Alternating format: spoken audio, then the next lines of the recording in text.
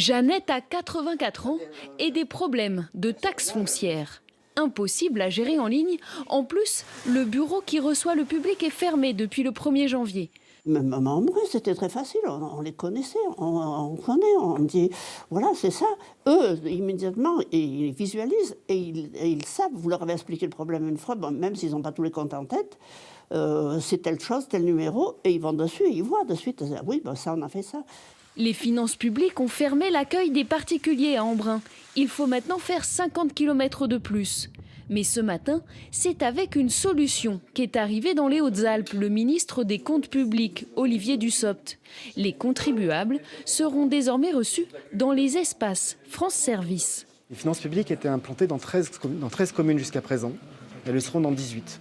C'est-à-dire qu'il y a 5 communes de plus dans lesquelles les habitants des Hautes-Alpes pourront aller à la rencontre des agents des finances publiques qui seront présents à des heures, dans des lieux qui sont précisés.